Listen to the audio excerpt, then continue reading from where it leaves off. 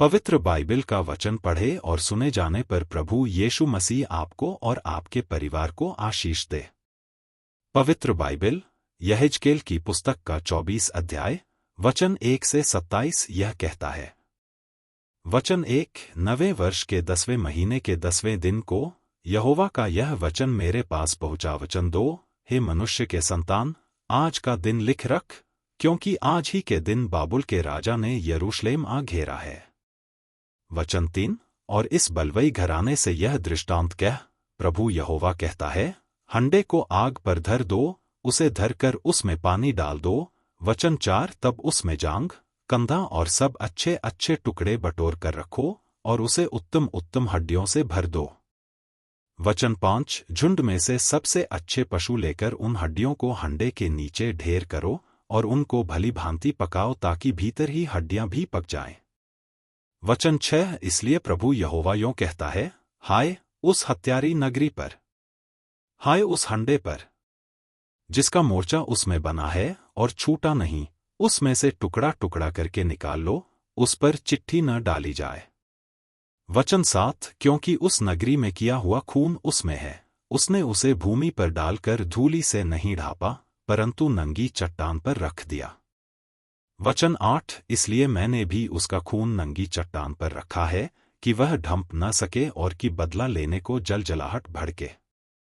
वचन 9 प्रभु यहोवा यों कहता है, हाय उस खूनी नगरी पर, मैं भी ढेर को बड़ा करूंगा। वचन 10 और अधिक लकड़ी डाल, आग को बहुत तेज कर, मांस को भली भांति पका और मसाला मिला और हड्डियां भी जला दो। वचन 11 तब हंडे को छूछा करके अंगारों पर रख, जिससे वह गर्म हो और उसका पीतल जले और उसमें का मैल गले और उसका मोर्चा नष्ट हो जाए। वचन 12 मैं उसके कारण परिश्रम करते करते थक गया, परंतु उसका भारी मोर्चा उससे छूटता नहीं, उसका मोर्चा आग के द्वारा भी नहीं छूटता। वचन 13 हे नगरी तेरी अशुद्धता महापाप की है, मैं तो तुझे शुद्ध करना चाहता था, परंतु तू शुद्ध नहीं हुई, इस कारण जब तक मैं अपनी जलजलाहट तुझ पर शांत न कर लूं, तब तक तू फिर शुद्ध न की जाएगी। वचन 14 मुझ यहोवा ही ने यह कहा है और वह हो जाएगा, मैं ऐसा ही करूंगा, मैं तुझे न छोड़ूंगा, न तुझ पर तरस खाऊंगा, न पछताऊंगा, तेरे चाल चलन और कामों ही के अनुसार तेरा न्याय किया जाएगा, प्रभु यहोवा की यही वाणी है। वचन 15 यहोवा का यह भी वचन मेरे पास पहुंचा। वचन 16 हे मनुष्य के संतान, देख मैं तेरी आंखों की प्रिय को मार कर तेरे पास से ले लेने पर हूं, परंतु न तू रोना पीटना और न आंसू बहाना। वचन 17 लंबी सांसें ले तो ले, परंतु वे सुनाई न पड़े, मरे हुओं के लिए भी विलाप न करना। सिर पर पगड़ी बांधे और पांवों में जूती पहने रहना, और न तो अपने होंठ को ढांपना, न शोक के योग्य रोटी खाना।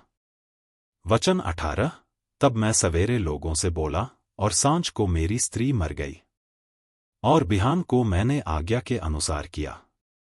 वचन 19 तब लोग मुझसे कहने लगे, क्या तू हमें न बताएगा कि यह जो तू करता है, इसका हम लोगों के लिए क्या अर्थ है?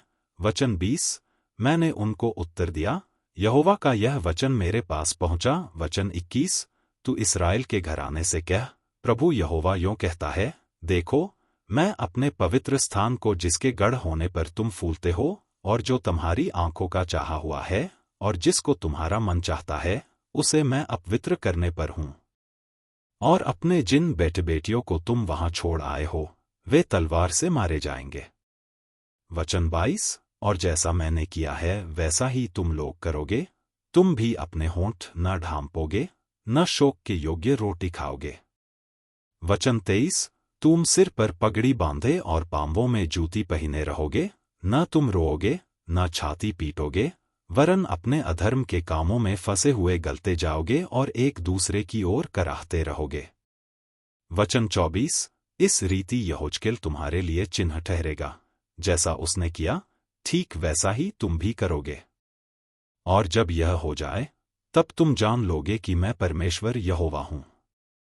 वचन 25 और हे मनुष्य के संतान, क्या यह सच नहीं कि जिस दिन मैं उनका दृढ़ गढ़, उनकी शोभा और हर्ष का कारण और उनके बेटे बेटियां जो उनकी शोभा, उनकी आंखों का आनंद और मन की चाह है, उनको मैं उनसे ले लूंगा। वचन 26। उसी दिन जो भाग कर बचेगा वह तेरे पास आकर तुझे समाचार सुनाएगा। वचन 27। उसी दिन तेरा मुंह खुलेगा और तू फिर चुप न रहेगा परंतु उस बचे हुए के साथ बातें करेगा। सो तू इन लोगों के लिए चिन्ह ठहरेगा और ये जान लेंगे कि मैं यहोवा हूं।